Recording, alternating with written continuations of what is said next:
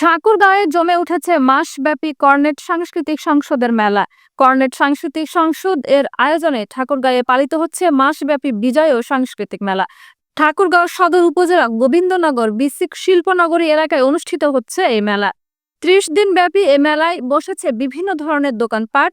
এর মধ্যে রয়েছে কসমেটিক্স, কাপড়, জুতা, খেলনার দোকান ও ঘরের জিনিসপত্র কেনা বিভিন্ন স্টল সহ ছোট্ট শিশুদের জন্য রয়েছে বিভিন্ন ধরনের রাইড। প্রতিদিনই দূর দূরান্ত থেকে মেলা দেখতে আসেন দর্শনার্থীরা। মেলা চলাকালীন সময় প্রতিদিন সন্ধ্যায় অনুষ্ঠিত হয় মনোজ্ঞ ও সাংস্কৃতিক অনুষ্ঠান। জেলা ও জেলার বাইরে থেকে বিভিন্ন সাংস্কৃতিক গোষ্ঠীর পরিবেশনায় অনুষ্ঠিত হয় এসব সাংস্কৃতিক অনুষ্ঠান।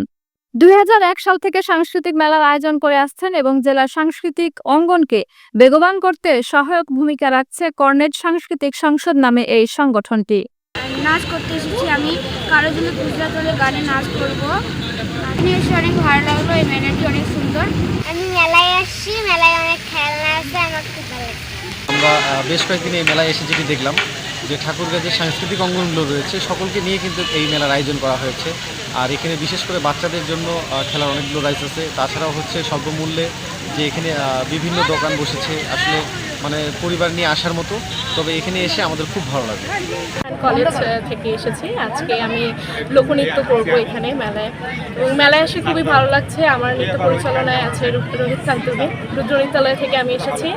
এবং আজকে মেলায় অনেকে অনেক নাচ দিচ্ছে, মডার্ন, কেউ কেউ লোক, কেউ কেউ সাধারণ, তো সবাই সব কিছু মিলে সব ভালো লাগছে এবং আমিও লোকনাচ করছি। আসলে আমার মেলায় এসে অনেক ভালো লাগছে। আর আমার আজকে ছিল লোকনৃত্য, আরও কেউ কেউ মডার্ন দেবে, আরও কেউ কেউ আবার সাধারণও দেবে।